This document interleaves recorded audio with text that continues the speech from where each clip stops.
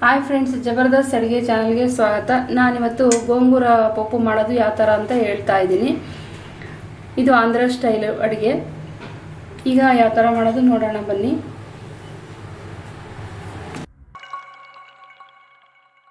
ತೊಗರಿಬೇಳೆ ಹಾಕ್ತಾ ಇದ್ದೀನಿ.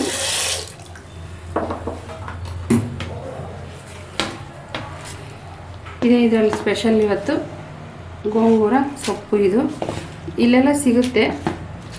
ನಾನು ಒಂದು ಕಟ್ಟಲ್ಲಿ ಅರ್ಧ ಕಟ್ಟು ತಗೊಂಡು ಮಾಡ್ತಾಯಿದ್ದೀನಿ. ನೋಡಿ, ಬದನೆಕಾಯಿ ಹಾಕ್ತಾಯಿದ್ದೀನಿ. 2 ಬದನೆಕಾಯಿ ತೊಗೊಂಡಿದ್ದೀನಿ. ಜೊತೆ ಈರುಳ್ಳಿ, ಟೊಮೊಟೊ 2. ಇದೇನಪ್ಪ ಅಂತಂದರೆ ಗೋಂಗೂರ ಸೊಪ್ಪು ಹುಳಿ ಇರುತ್ತೆ. ಹುಳಿ ಜಾಸ್ತಿ ಆಗೋದ್ರಿಂದನ ಟೊಮೊಟೊ ಹುಳಿನ ಕಡಿಮೆ ಮಾಡುತ್ತೆ. ಇದು ಹುಳಿ ಯಾಕಪ್ಪ ಅಂತಂದರೆ ಇದು ಸೊಪ್ಪು ಹುಳಿನ ಟೊಮೊಟೊ ಕಡಿಮೆ ಮಾಡುತ್ತೆ. ಹಾಗಾಗಿ ಟೊಮೊಟೊನ ತೊಗೊಂಡಿದ್ದೀನಿ. ನೋಡಿ, ಒಂದು 4-5 ಬೆಳ್ಳುಳ್ಳಿ, ಸ್ವಲ್ಪ ಕಾಯಿ,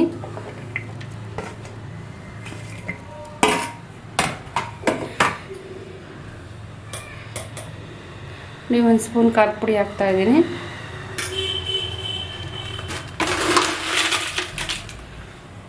ರುಚಿಗೆ ತಕ್ಕಷ್ಟು ಉಪ್ಪು.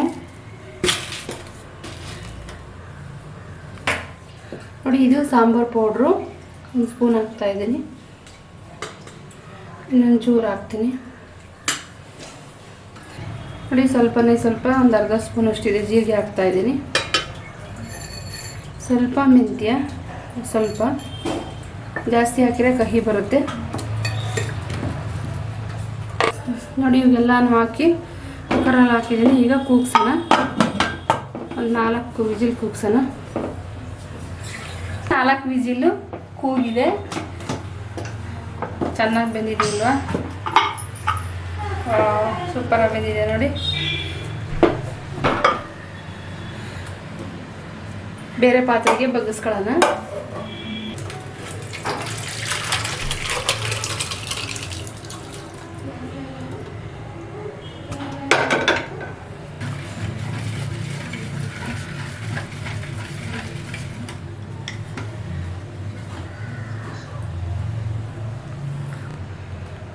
ಒಂದು 2 ಸ್ಪೂನ್ ಎಣ್ಣೆ ಹಾಕ್ತಾ ಇದ್ದೀನಿ.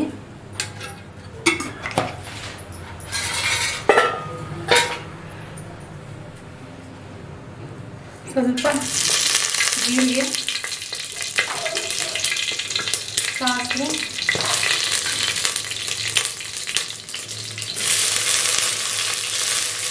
ಈರುಳ್ಳಿ ಹಾಕ್ತಾ ಇದ್ದೀನಿ.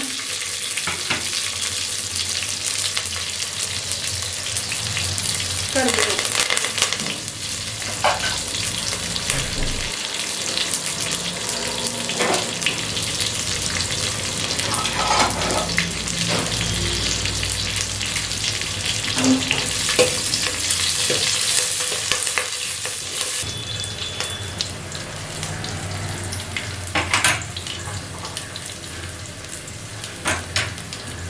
ಒಗ್ಗರಣೆ ಆಗಿದೆ.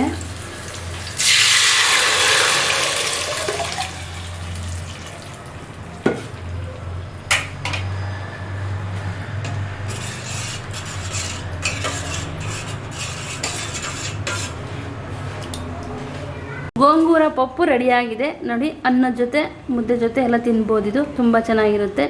ನೀವು ನಿಮ್ಮ ಮನೆಯಲ್ಲಿ ಟ್ರೈ ಮಾಡಿ ಯಾವ ಥರ ಬಂತು ಅಂತ ಕಮೆಂಟ್ ಮಾಡಿ.